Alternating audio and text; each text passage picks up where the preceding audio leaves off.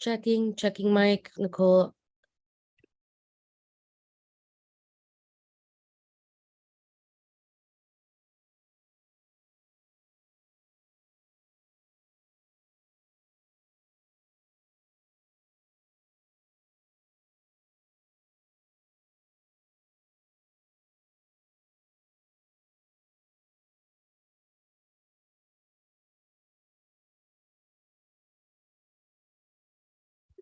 All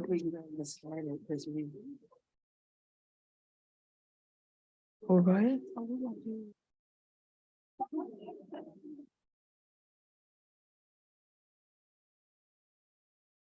Good morning, everyone. Good morning. Good morning. This meeting, the joint meeting of the Board of County Commissioners and the Board of Education is now in session. We are grateful to have you all and host you this morning. I also want to start before we get started with our agenda saying thank you to the county commissioners. The bond was certified last night. We are really grateful and appreciative for the partnership to get us to where we are today. Thank you also to the Durham community who overwhelmingly voted yes for our public schools. And we recognize this as our commitment to the children and to our public schools of Durham. So thank you all. The next item on our agenda is agenda review.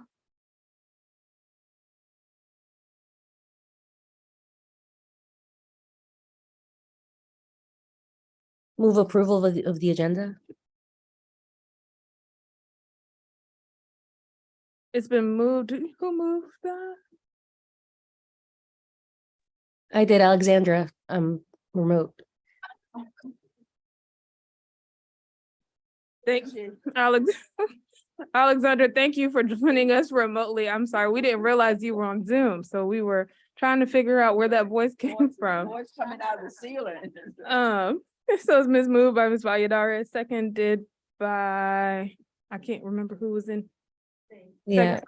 Commissioner Carter. All those in favor, please say aye. Aye. Any, please use the same sign.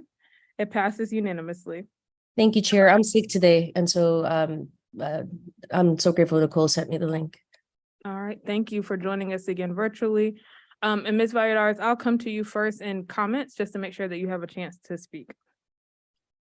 All right. The next item on our agenda is our minutes from August 16th, 2022. Move approval of the minutes from August 16th. It's been moved by Ms. Lewis, seconded by Chair Howerton. Any other discussion?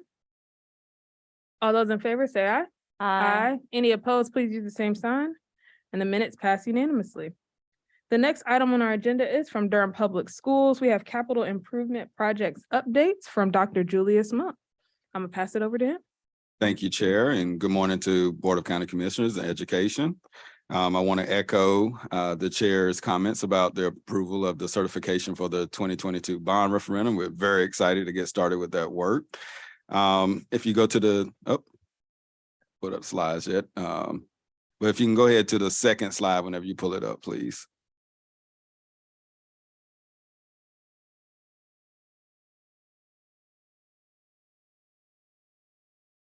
All right, so just want to reorient everyone with how we came up with the capital improvement plan in conjunction with working with the county staff. Our first priority is to increase the number of pre-K and EC classrooms district-wide, which is why you will see the majority of our projects associated with the 10-year capital improvement plan at our elementary schools. We also want to address the educational suitability deficits throughout the district, and that ties into modernizing our campuses to be 21st century.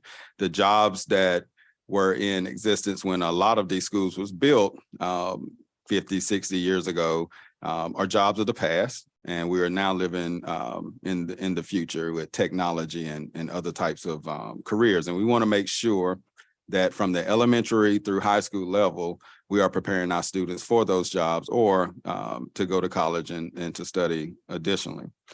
And then we want better security on our campuses. We have a lot of buildings that are multiple building campuses. And we want to enclose those areas to make sure that our students are safe. And then we also want to upgrade our building and structural systems. A lot of our infrastructure are decades old as it relates to HVAC, electrical type equipment, as well as just the building structure themselves. And we want to make sure that we're updating those items. Next slide, please. So here are our 10-year CIP in the priority order. Lions Farm open up in August, and we'll be opening up Northern High School next August of 2023. A lot of you were there for the groundbreaking for Murray Massenburg. I saw you throwing the dirt up in the air. That was fun. And right now we're in the programming phase for the Durham School of the Arts, which means we are identifying all the spaces that are going to be needed for the design of that new school. Our phase 1 comprehensive renovations are the schools listed here. These are tied to our Growing Together initiative, which we've been working with our community to develop rules for as we look to reassign our students so that we can balance where our students are living with where they're going to school. We also have a new Jordan High School that is on the docket within the next 10 years. Right now, we're in the phase of evaluating the site to see if we can fit a new school on the site while we're still occupying the existing Jordan High School. Our phase 2 comprehensive renovations are those schools listed. Again, there are elementary schools that are going to address the items that are laid out before, as well as meet our general statute requirements related to maintaining the smaller class sizes. And then there are sister-wide renovations and improvements that we're working on. We've already completed the Hillside High School theater renovation. We're in the midst of doing the Riverside theater renovation, and we have one at Southern High. We're going to be doing kitchen renovations throughout the 10-year program. And then we're going to be retrofitting the old Durham School of Arts once we move into the new one to support our Durham School of Technology, as well as Ignite Online Academy and some central administrative spaces, and then retrofitting the northern campus for career and technical education. We will likely actually retrofit Northern a little bit earlier as swing space for some of these earlier projects that we're doing so that we can make sure that we're executing these projects in a timely manner. And then the last portion of the 10-year plan would be to renovate some of our administrative buildings. As a reminder, everyone understands where we are with construction prices. We've been doing updates. The county has done updates as it relates to inflation. I wish I had a crystal ball because I would be a millionaire and probably wouldn't be sitting here right now talking to you all. But we don't know how much these things are going to cost because it has just been such a big inflationary jump over the past couple of years. And so we're going to continue to work with the county and keeping an eye on these costs and updating everyone as we go along. We feel confident that the first phase of the comprehensive renovations, as well as Murray Massenburg and Durham School of Arts, will be done with the bond that just passed. And then we will do just like what we did with the 2016 bond referendum. If there's anything left over from that, we will start the design and programming phase for the next phase of the 10-year plan. Next slide, please. All right, here you have the 2020 CIP schedule. All the items in red are complete. As we continue to move on, we will have the program set for the Durham School of the Arts and ready to start design on that in next month. We will approve construction management services for the construction management at risk contractors that we've had for pre-construction services phase in January of 2023. And that will be for the 6 renovation projects as well as Durham School of the Arts. We will begin to issue the RFQ for the phase 2 design services, and those will be that second list of comprehensive renovation projects in February, March of 2023. And while that won't be for the complete design of those projects, we will be able to begin the programming phases for those projects as well, just like we did with the first phase. We're going to continue on. That seemed like a really good process the first time around.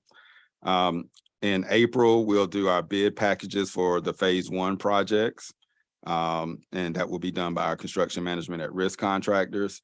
And then we will begin the, excuse me, the programming phase once we get our designers on board from the RFQ process for the phase 2 projects.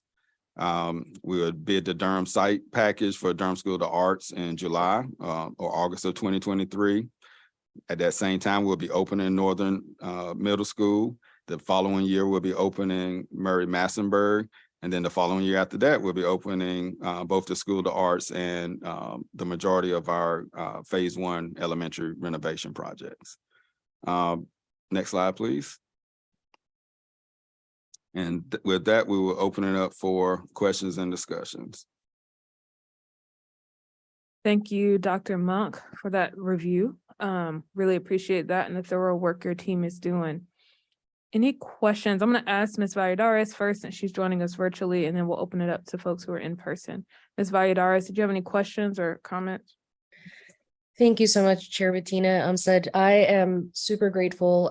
Dr. Monk, your work is, the proof, right, is here with all the work that you have developed over time. I'm so grateful for the bonds that passed. I'm grateful for our Board of County Commissioners and our Durham community for the support.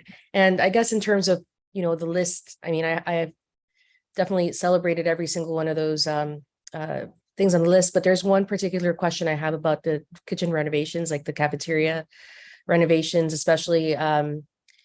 We do know that we have a need not only for structure renovation, but also their equipment. And some of that falls with food and nutrition services. I'm wondering what kinds of renovations, to what level can we support the renovations of equipment through some of these? Absolutely. And I have Mr. Palmer here, who is our Executive Director of Planning and Operational Services. If you could come up and let everyone know what you and Dr. Thayer have been working on here lately as it relates to kitchen equipment. Thank you, Dr. Monk, and good morning, everyone. Matthew Palmer with School Planning and Operational Services. We were fortunate to have, as an initial endeavor, a recognition that our school kitchens need modernization and upfitting, particularly for equipment. That also includes things like HVAC and air circulation. So we have to be thinking about the entire campus envelope.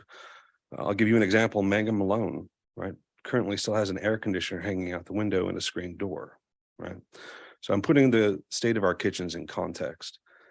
Secondarily, we have not had all our arms wrapped around the existing state of our kitchen equipment, and we recognize that we needed to do a complete evaluation.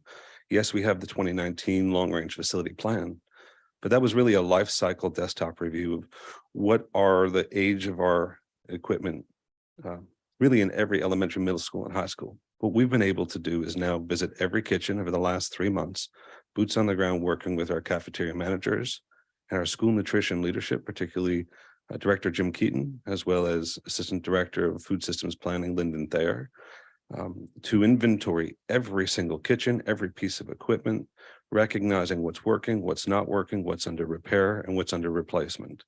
We were able to recently submit some initial efforts through the capital improvement plan. But again, what we've worked with Dr. Monk on is having a uniform standard on what every DPS kitchen needs, and then to do a disparity study to understand what should be there, what is there, and what's needed. And so under Dr. Monk's leadership, we've inventoried everything, brought that forth, and are even looking at considerations around, again, we understand that historically kitchens have been more focused on natural gas, but we also know that sometimes that can lead to loss of learning as well. So we're focused on all facets of the kitchen, again, under Dr. Monk's leadership, to inventory everything, bring that together, and then work with administration and the board to identify funding for additional improvements. Thank you. Thank you. I'll go Commissioner Carter and Commissioner Alum.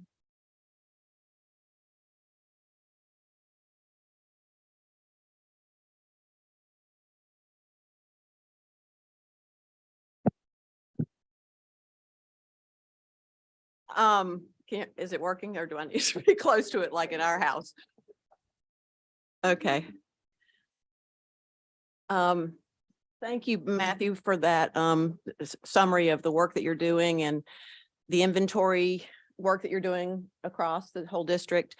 Would you say that you're looking at the kitchens with the goal of renovating and upgrading to the point where meals could be prepared, on site, more freshly prepared meals versus reheating food that's more processed. Just wondering what your sort of goals with that are. I will share briefly that we recognize that there are differences in the infrastructure needed if we're going to go from scratch versus if we're in a pre-prepared format. Ideally, we would be situated in the long term to accommodate both, recognizing right now, for example, our food systems are very fluid. What's available to us will be dependent on sometimes the week or the day. If Director Keaton were here, he would tell you by the hour, right? So we need to be adaptive and nimble as food is available from a sourcing perspective. We are looking at what would it take to make our kitchens scratch ready and prepared.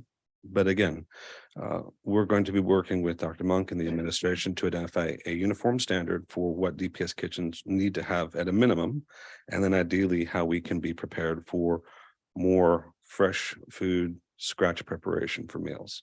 But we also have to be mindful that that itself is, we can't go in that full direction either because food systems are fluid right now. I think this is a conversation that is just so ripe with possibility. Last night we had our food systems coordinator, I guess, forget what her actual title is, but food security coordinator, but also looking at the whole food system, which seems to line up really well with your new position of food systems planning and Dr. Lyndon Thayer's work. And the report that we received last night was an update on the visit to the White House and Biden's sort of call to action to address hunger in this country. One of the first sorts of meetings of this nature in 50 years. And the first meeting like this led to improvements in the school lunch, the National School Lunch Program and SNAP. And anyway, there's a national call to action around hunger, and that call to action trickles down to us at the local level and what can we do. And so I know one of the potential initiatives that's being discussed nationwide and in the state is around universal free meals. And DPS is already ahead of the game in providing universal free breakfast. And many of the schools, I think, are already qualifying through the community qualification so that everyone gets the free meal anyway. But I just think that it would be great if we can continue to have a mechanism for this conversation, to move forward together. Like, how can we partner the county and the school district to address hunger and to address food security? And that perhaps that will end up being through our schools, because that's such a wonderful system to work through. And school meals are, they have very high nutrition standards. And so we know that we be feeding children healthy food, and the closer we can get to being able to do scratch preparation, I think the better. And so I just hope that as we're looking together at the infrastructure, that we'll make the necessary investments so that we can feed everyone, and that we can feed everyone healthy, delicious, nutritious food. So, I just look forward to, I guess, future discussions about how we will do that joint planning and how we will line up Lyndon and Mary, our food security coordinator, and the team of people, the coalition of people that are already meeting every month to talk about food security issues, all of which came forward from the pandemic. But I just really think that there is such possibility here, and I want us to seize the moment and capitalize on it as best we can.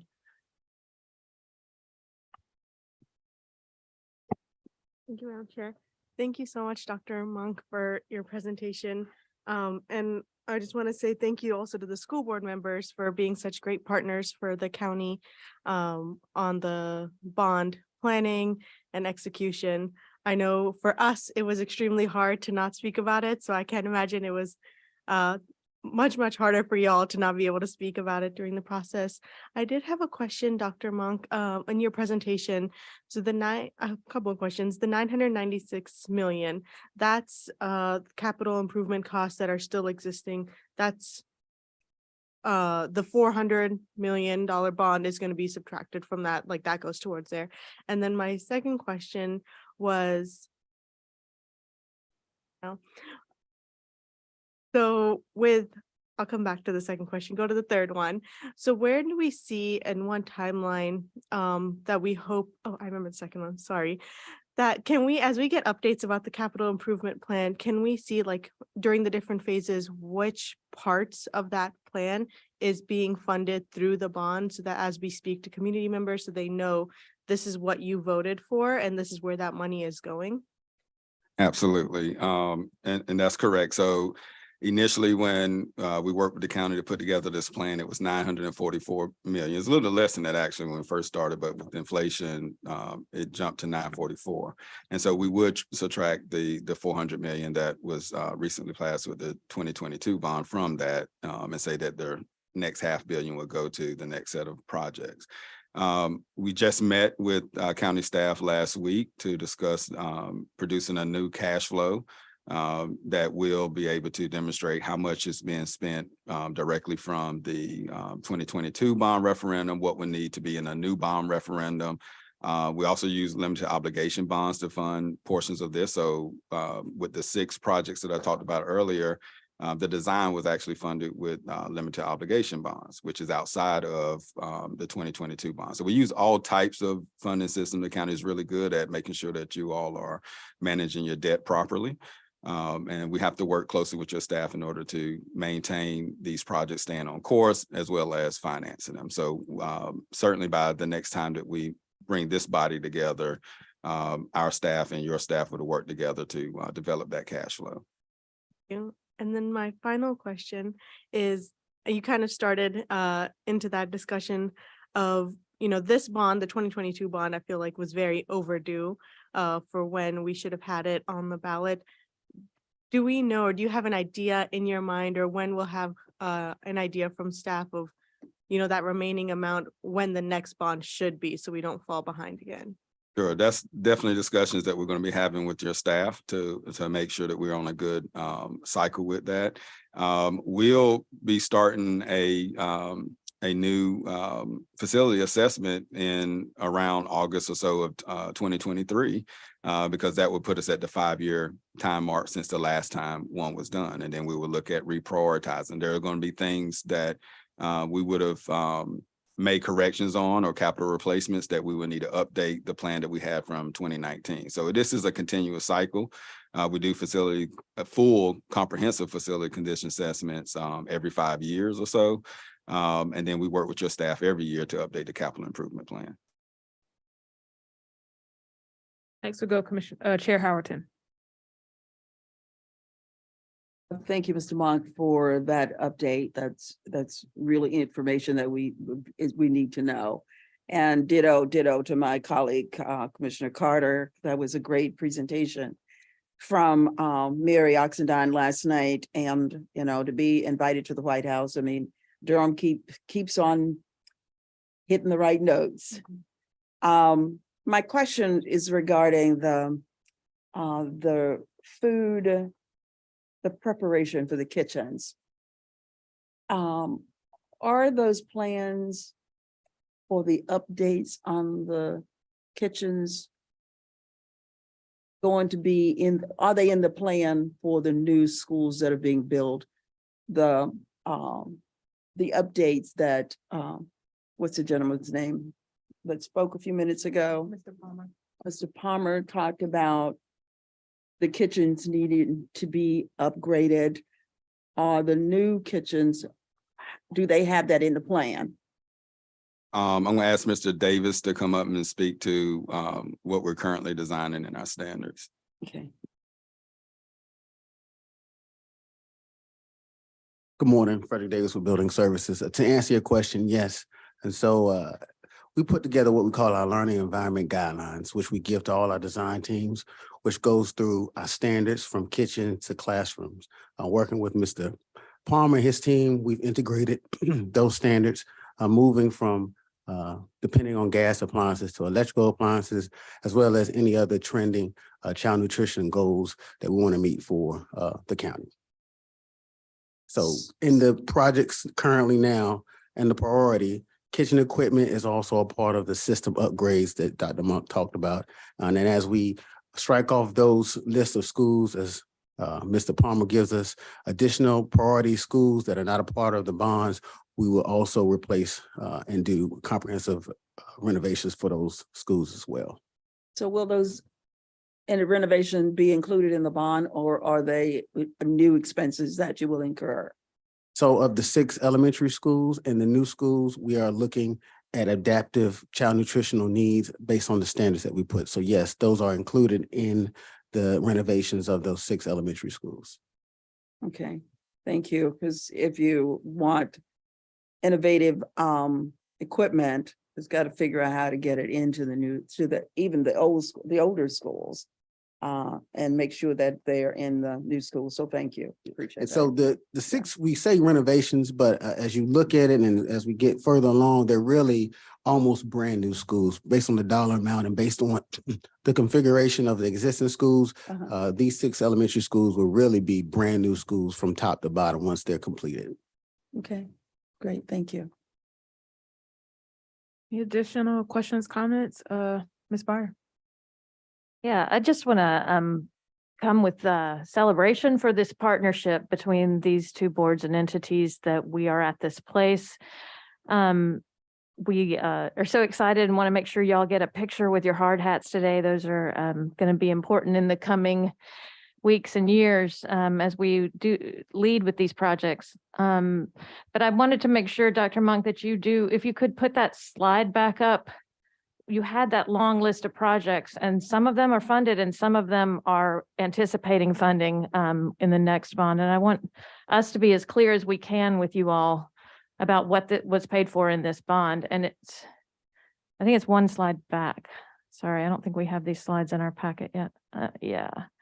So like new schools, Jordan is on there, but that's not paid for yet.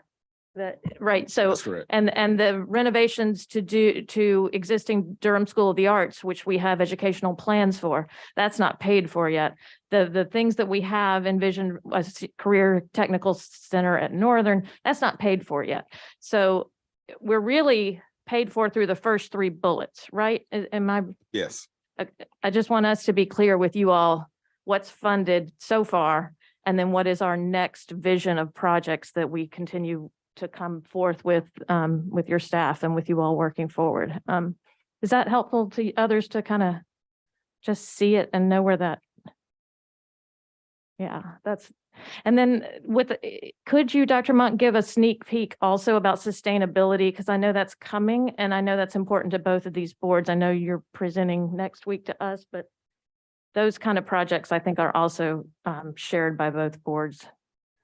Absolutely. And I'll ask Mr. Davis to come back up and he can explain what we're doing with some of our 2016 bond funds related to sustainability. Yes, so I think it was sometime early fall that we made a transition from unused allocated 2016 bonds to create a sustainability fund working with the county. We will bring to you next month plans for a EV charging stations, reducing our carbon footprint from fleet as well as buses at all of our comprehensive high schools, as well as Bacon Street and our Hamlin Road facility. Right now, that took about $2 million of the $3 million that we had. We also did a study on what schools that were not a part of the capital improvement plan that could be solar ready, again, utilizing alternative energy sources. And so we feel very comfortable that we have set out a plan to utilize that money as efficiently as possible. We hope that by the end of this summer, you will see many of those things come to fruition.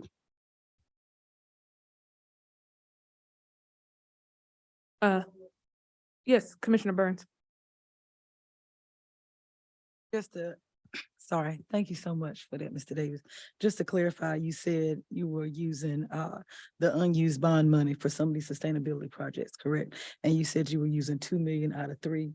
Is 3 the totality, or is 3 the only place you could pull the 2 out of? I'm just asking for clarity. So we pulled out 3 from what was remaining unallocated. Okay. But I assure you that the remaining funds will be spent No, before. that's not this even where summer. I'm going, brother. I know. No, I'm just, because I know the community has a litany of list of requests for sustainability that could possibly stun a team of oxen. And I just knew that 3 million was not enough. So that was the only reason why I asked, but no, that is helpful. Thank you. Commissioner Carter. Sorry to speak again, but this is a very exciting topic. And in the future, I would love to hear more about the CTE Training Center. That sounds great. And I have a lot of interest in that. Oh, and just, following on Nita, I'm reminded of the admonition of Doug, what's his name? Oh, Carter. To just be sure we're on a regular, cycle of bonds, so that we don't have as much of a delay between bonds. And hearing that we're, the current CIT plan is funded through the top 3 bullets, just when will we know when we need to start ramping up for the next bond? Are we already kind of doing that? How do our staffs work together to make that decision? And Good morning, everyone. Good morning. Hi, we're always in a planning state. Myself, the budget team, David Ades is here, Keith Lane, Susan Tezai, our financial advisors, and we work closely with the staff at Durham Public Schools, with Dr. Monk, Mr. LaShore, et cetera. The cash flow and spending and timing and all of that determines when we move forward with a bond referendum. If you may recall, several years ago, there were desires to move this forward a little bit faster. Based on the timing of cash spent, it was recommended that we sort of wait.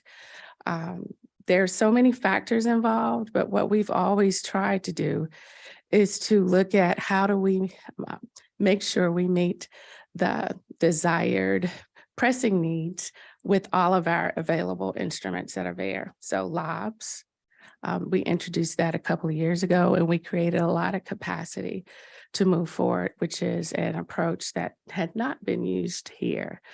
The GO bond referendum is great because you do get the lowest interest rate. However, we also got some of the lowest rates with our LOBS because of our financial position. So for us, we're always planning from a strategy and how we manage the cash, not only for these projects, but for across the whole portfolio. Right now in our plan, I believe it's 2026. Yeah. That is correct. So it's 2026, and as a reminder, we have to do it on cycles based on when everyone's voting. So there are some limitations there. For us, we have also heard the state treasurer scold folks because they are not timely in moving forward with construction projects. Now, the state has a role too with that also, but nevertheless, we are trying to make sure we're as aggressive but reasonable as possible with it. Thank you, Claudia. That's helpful, and it's helpful to hear a target date, 2026, right? Let's not slip beyond that. I hope, excuse me, Board Member Lewis here, and then I'll come over to Commissioner Jacobs. Thank you, Claudia, for that explanation and the timing. And my question will be for Dr. Monk, really.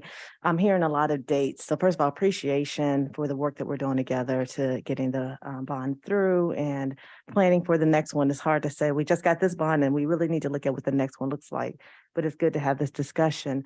My question is also, and thank you for pointing out not only the bullets of which was covered, which was not covered. I think I heard you say it, but I missed it. Dr. Monk, when was the last full comprehensive assessment done? What year was that? So they began it in 2018, and then it was presented to the Board of Education and County Commissioners in 2019. And you said the next one is due for when? So we're going to begin it in around August of 2023. And that, thank you for that. That it's helpful just to see across the timeline, and when you even added in 2024, the next phase that's happening prior to COVID. So this was presented in 2019. Prior to COVID, additional needs were founded with the HVAC, different HVAC needs dealing with COVID. Have those been addressed or added to the current plan that's in place, or have all those been addressed already is my question. So no, a portion of them are being addressed through ESSER funds. We had about $34 million associated with capital improvements for ESSER. About 26 million of that is going towards HVAC. Okay. So they're being addressed with the ESSER funds, you're saying? A portion of them, not the entirety of it. And you mentioned phase two. When did you say phase two would begin of the renovations? So it wouldn't begin until after the 2026 bond referendum, but we would do much like we did this one, likely. What we anticipate doing is putting out an RFQ for designers, so that we can take it from the comprehensive capital improvement plan to actually programming, so we know how many classrooms are going to be associated with it, what type of seat count that's going to generate. And then that would likely, of course, we need to work with the county on that to see if that's going to be funded through limited obligation bonds, if it's going to be some residuals from the 2022 bond referendum. The thing that we don't know right now is will construction prices remain disinflated as they are? I've had experience where in 2003, for instance, there was a humongous price hike associated with construction, and I wasn't able to finish all the projects. Conversely, in 2008, with the bond, there was a recession and got able to finish those projects plus more. And so not knowing what the construction market is going to do, I can't speak specifically where the funding for the next phase is going to come from. But just know that there's a process, which I like how Ms. Hager thinks, which is always remaining shovel ready, always in the planning phase. And so we're going to continue on with that process. Yeah, that's exactly what I was going to say. Speaking to that is that we have been shovel ready, continuing to plan and work together. It's good to see. There's so many needs. And I know that some of those schools personally in phase two are eagerly anticipating, looking at the other phases in envy. But of course, we had to have a plan in place to get them addressed in a timely manner, and just appreciate all the support of both administrations working together. Thank you. Commissioner Jacobs. That I missed your presentation this morning. I look forward to getting the PowerPoint about it. Thank you. I just want to go back to what to Claudia, just to remind us, because we have to follow the local government commission guidelines, and thinking about the chronology. When is it that we need to spend this bond money by as well? I know there's It's a 7-year time frame that we have 7 years. Okay. to spend it. So for instance, the 2016 bond, we have to have everything expended by 2023. And so we're well on our way Okay. to doing that. And so, That will be 2029 yes, for this. but we'll Yeah. be Okay. far along with Right. that. Okay. And I would also like to also share, we have been meeting, and one of the items that we will bring forth is a transparency portal situation, similar to what the education sites look like. We want something that's integrated, just as we did with the promotion of the educational facts with the bond, that will integrate with DPS, Durham Tech, the museum, and Durham County, and show timelines or how the dollars are being spent. We heard our residents, we value those comments, and we want to make sure that we share.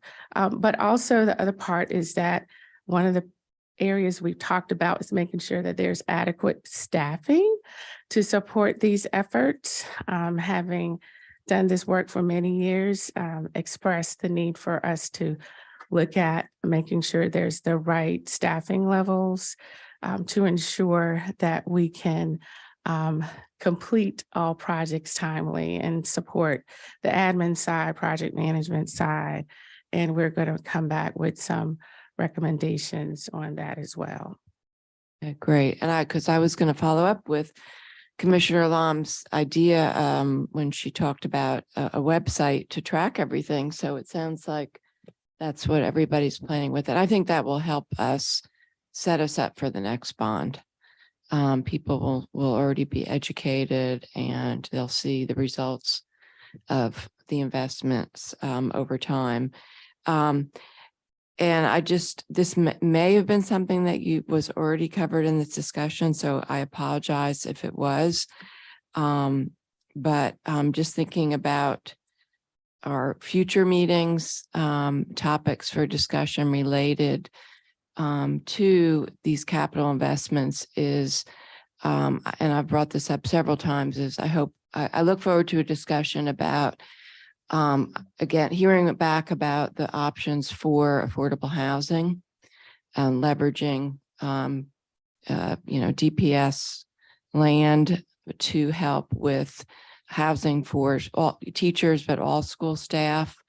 When we think about the big picture of what our challenges are with, the holistic challenges that we have facing the schools about, attracting talent, keeping talent, the limitations that impact us from the state related to teacher salaries. And so what are other ways that we can help with the economic challenges for our DPS staff and teachers is all part of the big picture of how we have funds to allocate for different things and different purposes.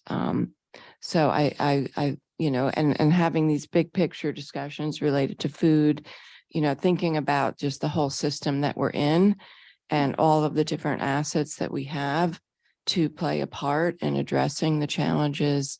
And I think because, talking about even the capital improvement plan, again, so what do we do with the existing land from, sites that when we build new schools like the Northern DSA site, what is the best way to, what are you all thinking about using for that land? Because, again, where's the bond money coming from? Where do the funds come from to purchase land and to renovate the buildings? I think needs to be a holistic discussion about how to leverage, again, these are public assets to meet different needs in the community.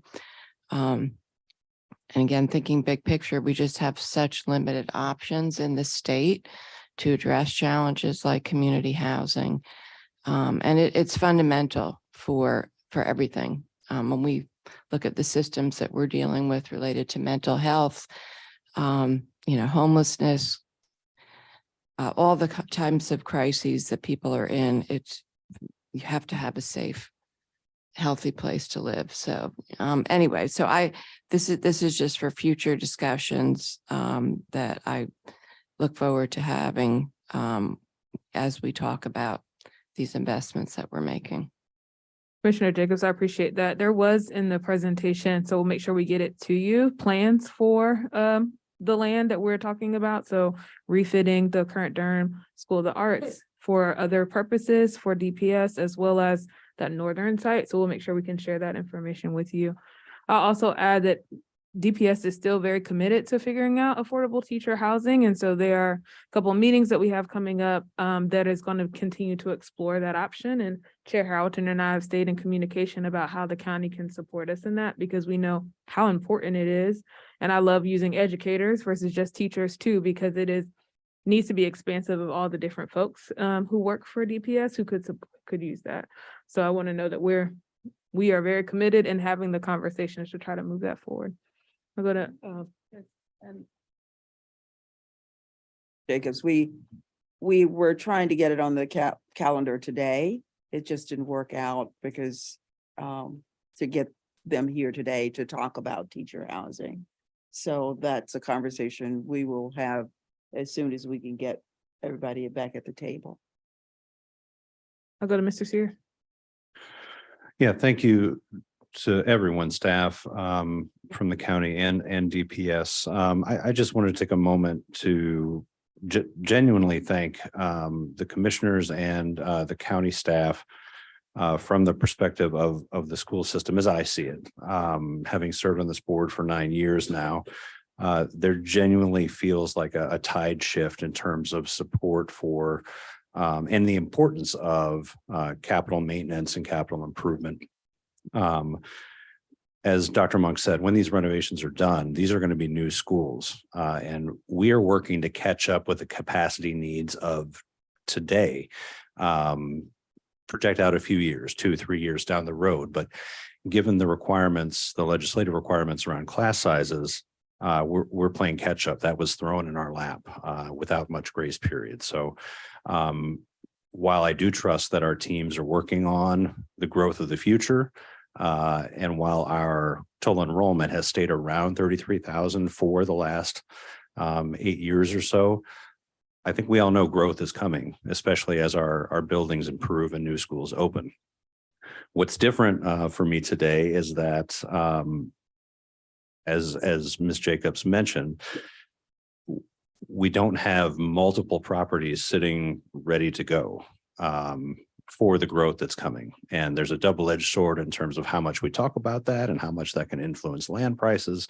But when we had elementary C and F and high school A, as it used to be called, what's about to be developed into the new DSA, we felt like we were sitting pretty good for the growth that was coming. So yes, we do need future conversations around land acquisition for the growth that's coming, especially in East Durham. Southwest Durham seems to be pretty landlocked now. I'm not sure we can squeeze another site on there. But these are critical. I know our staffs know that they're critical. But it'd be nice to have more of those future DPS school signs up around town sometime in the next 5 years or so. My perspective. Thank you. Any other questions? Comments? No? Okay. All right. Thank you all for the presentation and for the discussion. I think I also hear the school board gets regular updates on bonds and how that money is being spent. I think we could add maybe an agenda item to our joint meeting so that you all also have that presentation and have the language to go talk to the community as well about what those projects are coming on down the line. One thing that excites me about a lot of our bond projects is people will truly see these changes. HVAC, you can't see that as much when you drive by the school, but the way that the things are being retrofitted and upgraded, these renovations will be really clear to people in the community. So I hope that we can continue to have that conversation and give you all updates and be transparent with questions and concerns. All right, the next item on our agenda is the draft joint quarterly meeting schedule. So we have our meeting schedule for the upcoming year. I know there's one conflict in February that the commissioners have. You all have a conference I think you're going to. And so we wanted to propose the February 7th date that we made a change to based on that. Because I think originally it was February 17th. 15th, excuse me. Originally it was February 15th. And so we asked to move that earlier since that you all had a conflict. Any questions or thoughts?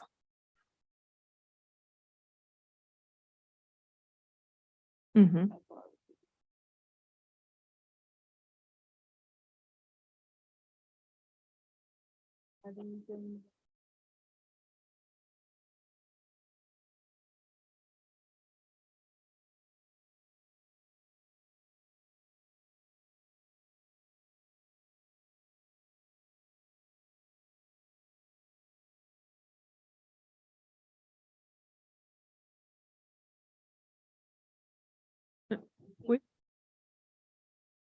We normally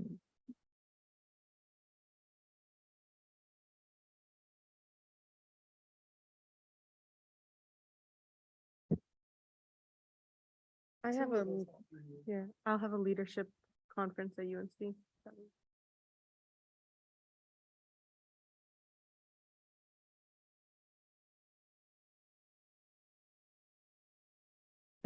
So which day is the conflict that you all have? The 5th through the 10th, me and Commissioner Burns will be at a leadership The conference. 5th through the 10th of February?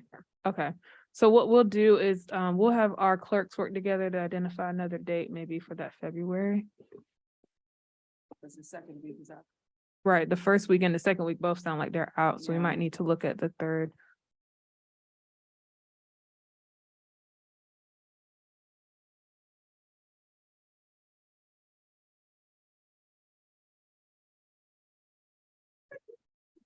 Looking at my computer.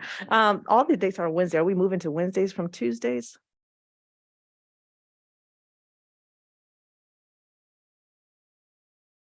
We do.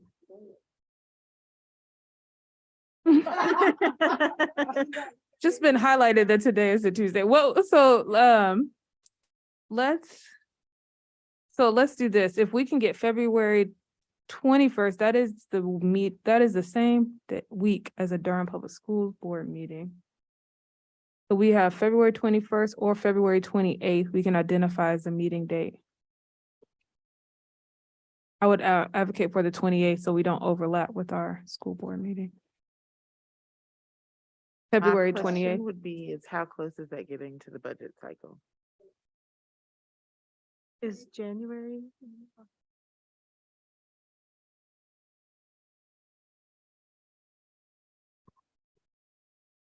Is January an option? End of January?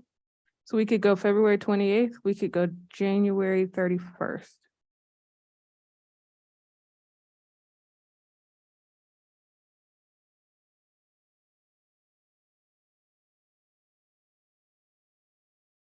So Let her work on this because usually.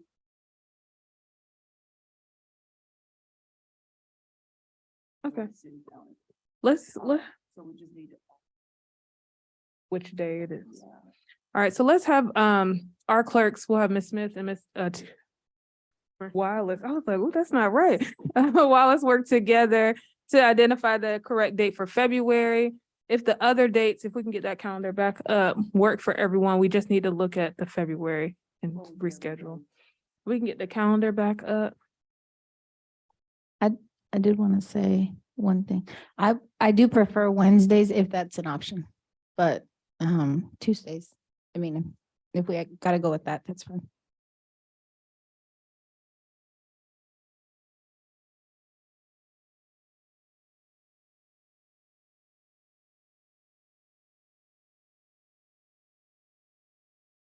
So May 18th, August 15th, November 14th. I have a comment, Chair Bettina, honestly. Yes. I really would prefer that it be a Tuesday, because Wednesdays I do have a conflict. That is Wednesdays are Board of Trustees with North Carolina Central University. It's on Wednesday mornings, and I see a conflict for November 15th, 2022. And I think all our institutions, the work that we're all doing is very connected. So November 15th, of this year, for next year, it'll be November 15th as well of 2023. That will be a conflict for me. So, so November 14th will work actually. Okay. Yeah. All right, so we all have, I know, really busy calendars, so we probably will not pick a date that will actually work for everyone. Hopefully we can, but we'll try to do that.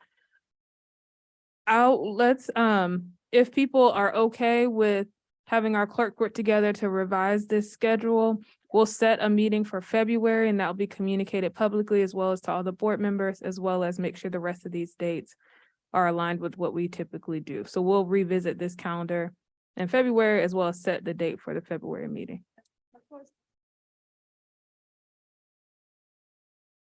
I keep forgetting to turn that on. The clerks can send out a doodle poll and allow each body to weigh in and see if we can agree on some dates. Yeah. That work for everybody. We'll try to get a date that works the best for Yeah. everyone. For the majority anyway.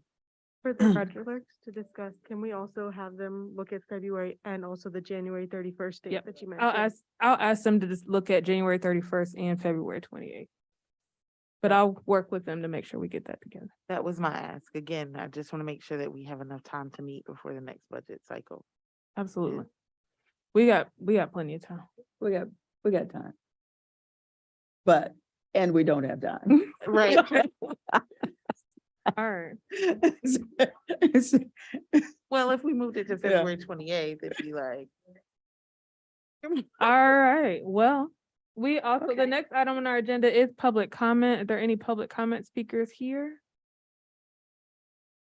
There are not. I'll close out the public comment. And with that, we are adjourned. Thank you all Oh, so much. wonderful. Thank you.